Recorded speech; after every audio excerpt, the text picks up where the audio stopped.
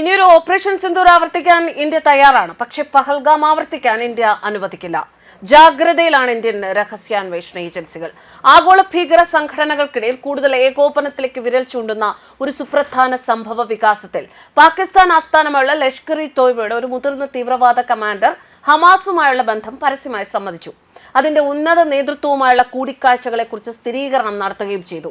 ഇത് US ഭീകര സംഘടനകളായി പ്രഖ്യാപിച്ച രണ്ട് സംഘടനകൾ തമ്മിലുള്ള സഹകരണം വികസിപ്പിക്കുന്നതിനെ കുറിച്ചുള്ള ഇന്ത്യയുടെ ആശങ്കകൾ ശക്തിപ്പെടുത്തുകയാണ്.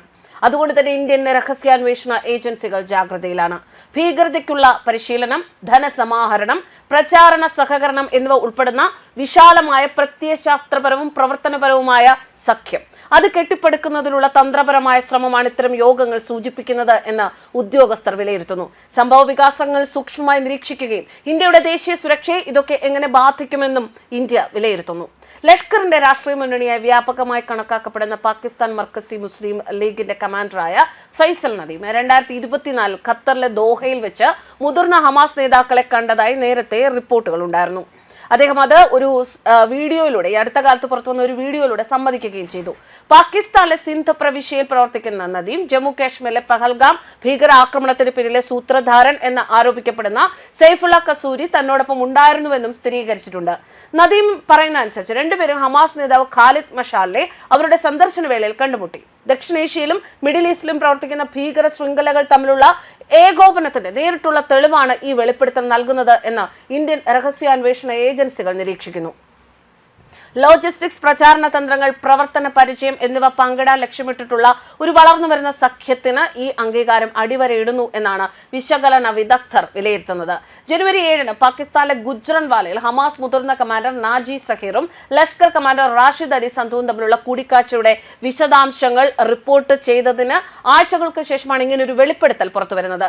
PMML സംഘടിപ്പിച്ച ഒരു പൊതുപരിപാടിക്കിടെയാണ് ഈ കൂടിക്കാഴ്ച നടന്നത്. രണ്ട് നേതാക്കളും വേദി പങ്കിടുന്നതായി കാണിക്കുന്ന എന്നാൽ ഡേറ്റ് അടയാളപ്പെടുത്താത്ത ഒരു വീഡിയോ ദൃശ്യം പുറത്തു വന്നിരുന്നു.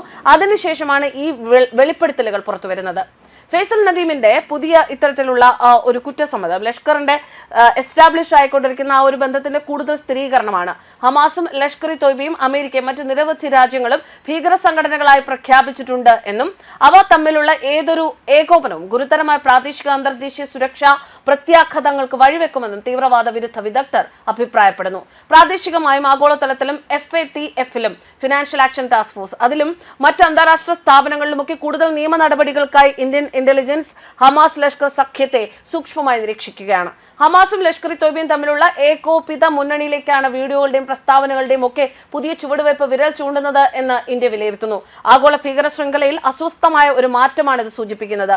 തീവ്രവാദ ഗ്രൂപ്പുകൾക്കിടയിൽ ഭാവിയിൽ മേഖലാതല സഹകരണവും സാധ്യമാകുമോ എന്ന ആശങ്കയും ഇത് ഉയർത്തുകയാണ്. അതുകൊണ്ട് തന്നെയാണ് ഇന്ത്യ ഇപ്പോൾ ജാഗ്രത നടപടികൾ സ്വീകരിക്കുന്നത്. ഒപ്പം ഇനിയൊരു ഓപ്പറേഷൻ സിന്ദൂർ ആവർത്തിക്കാൻ ഇന്ത്യ തയ്യാറാണ് എന്നും ഇനിയൊരു പഹൽഗാം ആവർത്തിക്കാൻ ഇന്ത്യ അനുവദിക്കില്ല എന്ന താക്കീതും ഇന്ത്യ നൽകുന്നത്. News desk Karma news.